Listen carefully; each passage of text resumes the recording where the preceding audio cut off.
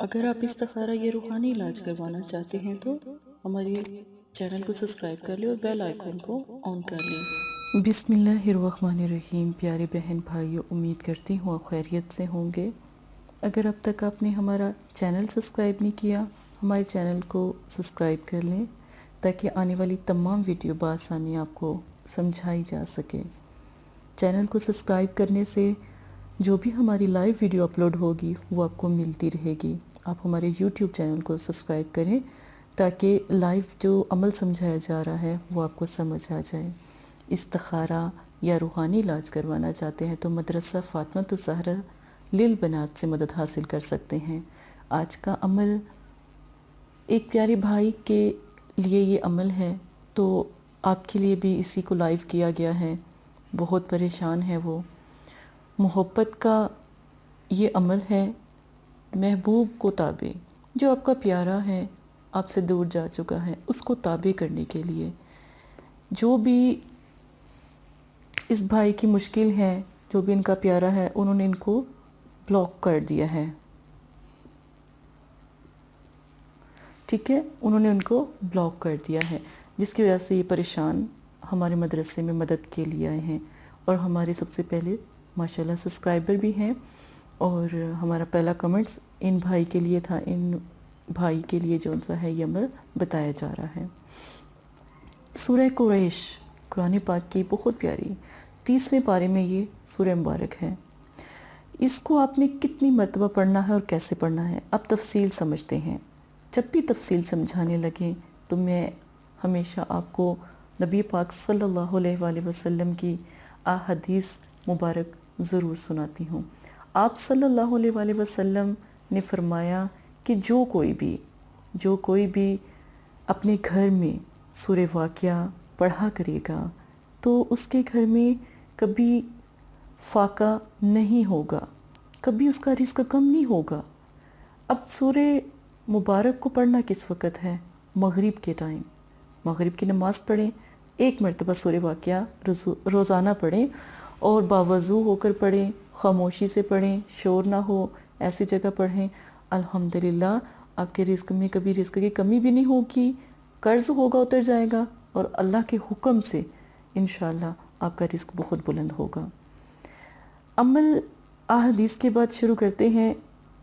سورہ قریش 21 بار آپ پڑھیں گے، یاد رکھیں، سورہ قریش 21 بار آپ نے پڑھنی ہے، 21 بار، ٹھیک ہے؟ یہ اس کا کاؤنٹ ہے۔ زکوٰۃ اس میں کچھ بھی نہیں ہے۔ صبح فجر کی نماز کے بعد یہ آپ نے پڑھنی ہے سورہ قریش۔ اب پڑھنی سورہ قریش کس پر ہے؟ پھول پر۔ پھول، گلاب کا پھول لے لیں، 1 لے لیں، 2 لے لیں، جتنے بھی آپ کو پسند ہو۔ اب یہ سورہ 21 بار پڑھیں، پھول پر پڑھ کر دم کرنا ہے۔ دم کرنا ہے 21 بار، اول آخر درود شریف 1 بار۔ زکوٰۃ اس کی کوئی نہیں ہے۔ جو وقت ہے فجر کا، 3 دن اس عمل کو کرنا ہے، پھول پر 3 دن دم کرنا ہے، درود پاک 1 بار اول آخر ہے۔ نماز پابندی لازم ہے، کوئی فائدہ نہیں پھر عمل کا۔ عمل کی تعداد 21 بار، ٹھیک ہے؟ 21 بار۔ سورہ قریش پھول پر پڑھ کر دم کریں۔ دم اب کیسے کرنا ہے؟ غور سے، یہ لفظ ہیں۔ سورہ قریش 21 بار پڑھی اول آخر درود شریف کے ساتھ، پھر آپ نے لاسٹ میں آخر میں پڑھنا ہے یا، الف، سین، لام، غین، خا، دال، یہ بھی پڑھنا ہے آپ نے۔ اس کے بعد اپنا نام لینا ہے، اپنی والدہ کا نام لینا ہے، اعلیٰ حب بولنا ہے، جس کے لیے عمل کر رہے ہیں اس کا نام لینا ہے۔ اس کا نام لے کر اس کی والدہ کا نام پتہ ہے تو ٹھیک ہے، ورنہ کوئی بات نہیں، بس اس کا نام کافی ہے۔ پڑھ کر پھولوں پر دم کر دیں۔ 3 دن ان پھولوں پر دم کرنا ہے۔ اگر آپ سورہ قریش کا ایک عمل کا طریقہ میں نے ابھی آپ کو سمجھایا، اب دوسرا سمجھ لیں۔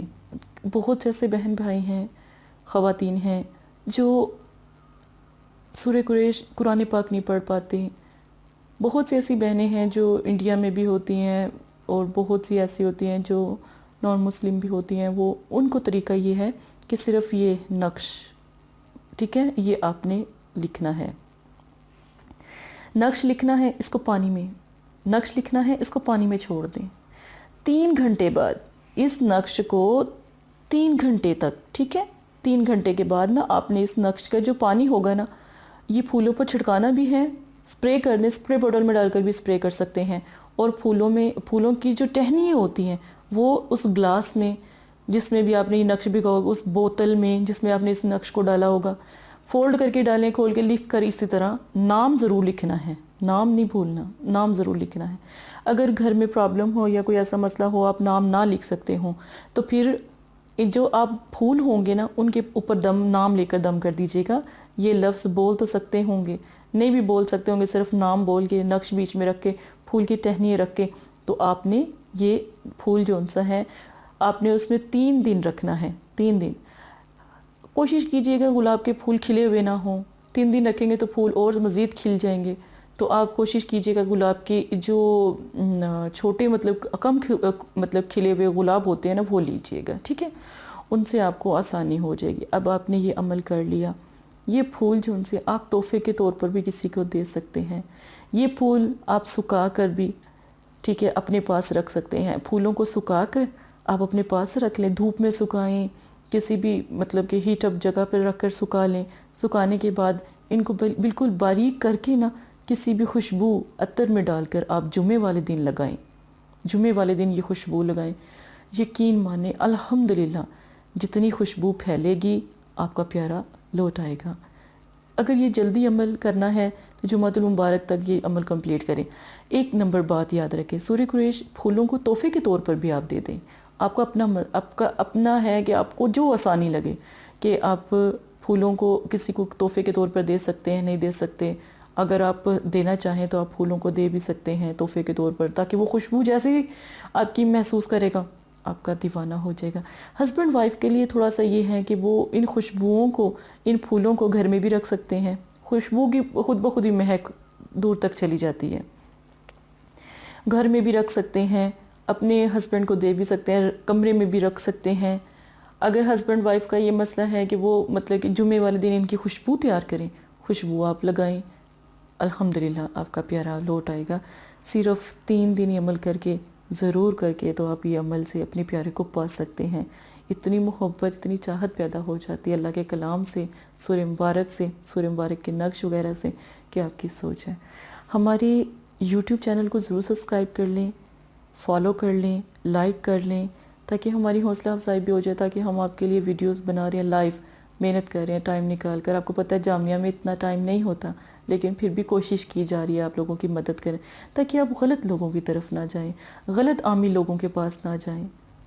अल्लाह से मदद मांगे, अल्लाह से दुआ करें, अल्लाह पाक जल्दी आपकी सुनेंगे। अगर आपका मसला हल नहीं होता आप रब्ता कर सकते हैं, ठीक है, आप अपनी बहन से रब्ता कर सकते हैं।